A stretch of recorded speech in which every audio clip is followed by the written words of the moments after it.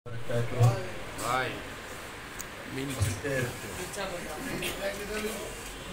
যদি অনুমতি দেন তাহলে আমি একটু কথা বলা দরকার। আমি হাফেজ মাওলানা মোহাম্মদ জাহাঙ্গীর আলম চৌধুরী। আমার রাজনীতি শুরু 1996 থেকে। 97 যে কমিটি হয় সেই কমিটি গুলশান থানার সদস্য। পরবর্তী সময়ে আটকা থানা যখন গঠন হয় ওই কমিটির সাংগঠনিক সম্পাদক সেই কমিটির অনুমোদন দিয়েছিলেন আজকের সংগ্রামী আহ্বায়ক আমার রাজনৈতিক অভিভাবক কাজী মাওলানা সেলিম রাজা ভাই। পরবর্তী সময়ে আমি পাটনা থানার সভাপতি। 2008 সালে যে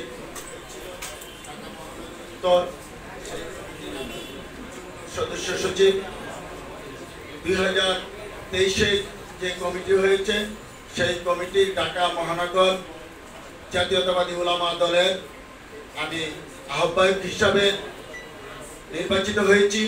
সেই কমিটির অনুমোদন দিয়েছেন এদিকে তাকায়েন বাংলাদেশ জাতীয়তাবাদী উলামা দলের অভিভাবক, যিনি এই জাতীয়তাবাদী উলামা দলকে এই পর্যায়ে এনেছেন। আজকে আপনারা যার পরিশ্রমের ফলে এই সফলতা অর্জন করেছেন, তিনি সেই কমিটি অনুমোদন দিয়েছিলেন। তিনি হলেন আমাদের অভিভাবক পীরজাদা প্রিন্সিপাল শাহ মোহাম্মদ নেসারুল হক এবং আজকের আহ্বায়ক মাওলানা কাজী সেলিম রাজা ভাই আমার সেই কমিটি অনুমোদন দিয়েছিলেন 2023 জানুয়ারি, 25 জানুয়ারি সম্ভবত 2024। আলহামদুলিল্লাহ আমি এরপর থেকে মহানগরের কাজ করে আসছি। আর আমার রাজনৈতিক পরিচয় সর্বপ্রথম 2012 সালে আমি গ্রেপ্তার হয়েছি গুলশান থানায়। গুলশান বাড্ডা ভাটারা মিলিয়ে আমার 13টি মামলা। বর্তমানে সবচেয়ে গ্রেপ্তার কারাবরণ সময় হলো কেরানীগঞ্জ 6 মাস। এটা হলো 2018 থেকে 2019। সর্বশেষ গ্রেপ্তার 23 সালের সেপ্টেম্বর থেকে আগস্ট পর্যন্ত। সর্বশেষ মামলা 2023-এ 2টি মামলা আমার নামে হয়েছে। এই হলো আমার রাজনৈতিক কারাবরণ এবং কতটা নির্যাতিত নিপীড়িত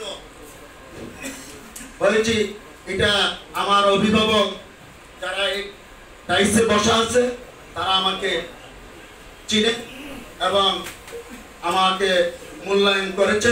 আগামী দিনে ওনাদের নেতৃত্বে আজকে যে কমিটি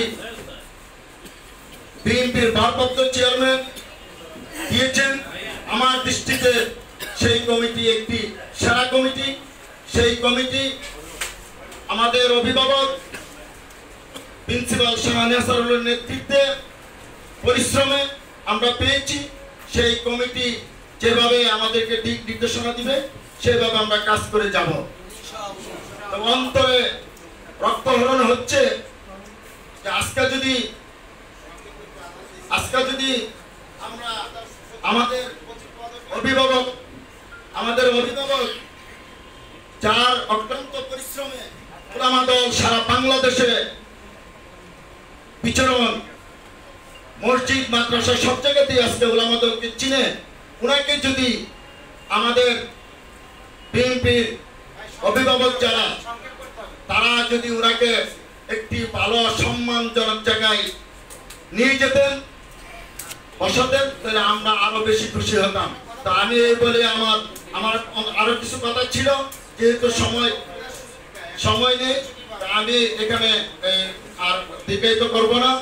আমি বিগত আন্দোলন সংগ্রাম 2011-এর পর থেকে রাষ্ট্রপতি ছিলাম, 28 অক্টোবরের পরে রাষ্ট্রপতি ছিলাম।